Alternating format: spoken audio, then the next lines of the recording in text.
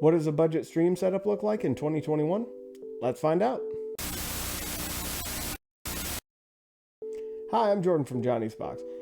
You may notice that we're in a different area today because we're creating a stream setup from scratch with new pieces and parts, and I did not want to dismantle all of my stuff.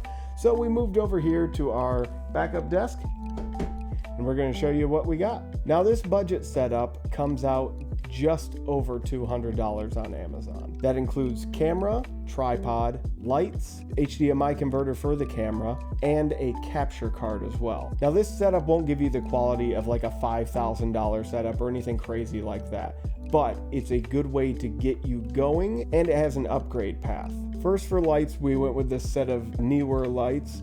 They are USB powered, so just because of all the USB powered stuff we have in this build, I would recommend a hub of some kind. For a capture card, we got the EposVox.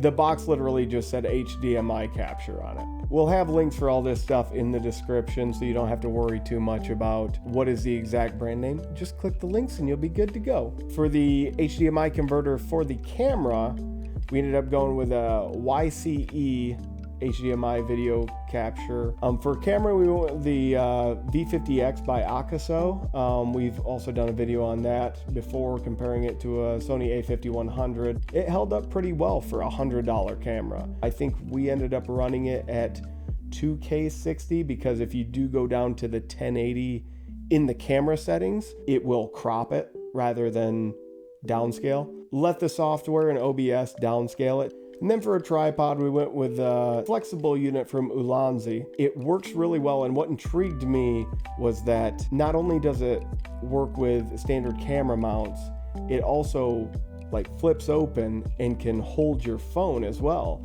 So if you want to use the Epoch Cam or whatever by Elgato, you can also do that. And that would save you money on, even having to buy a camera. We didn't end up testing a microphone in this kit just because your microphone is so important when streaming that we figured that should be a whole other video covering that. So as you can see, this is the standard webcam coming through OBS.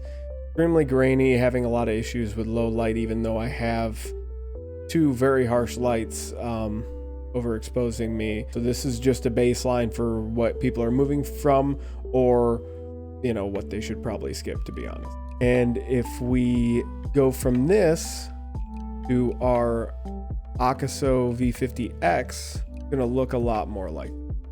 So our colors are a lot more muted. The redness in my face isn't quite as done up. We still have brilliant colors.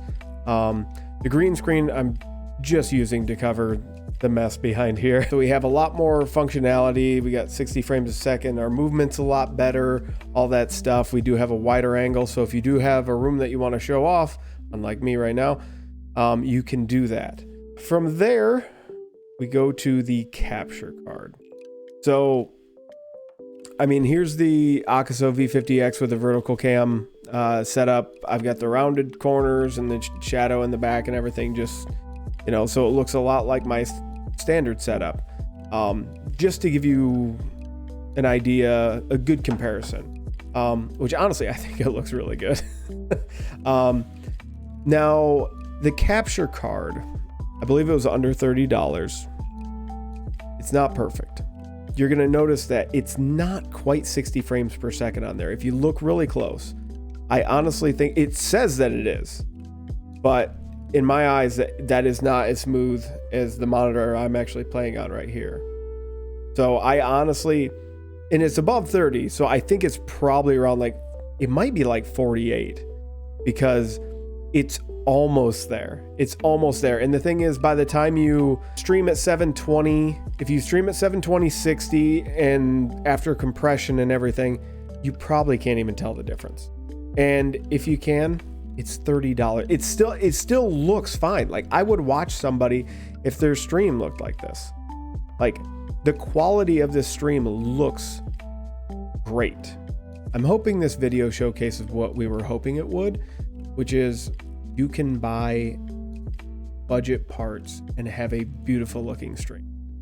By the time you add in transitions, and all that stuff, and fancy effects and your alerts and all that, you'd have a pretty good looking stream. Honestly, I think your stream would look better than probably a majority of them on Twitch. Well, that wraps up this video. If you did like it, please like, comment, subscribe down below. It really helps us out with the algorithm, gets our video out in front of more people, and we can grow as a channel. So it's very much appreciated. And be sure to check us out on twitch.tv/Johnny'sBox. We'll see you next time.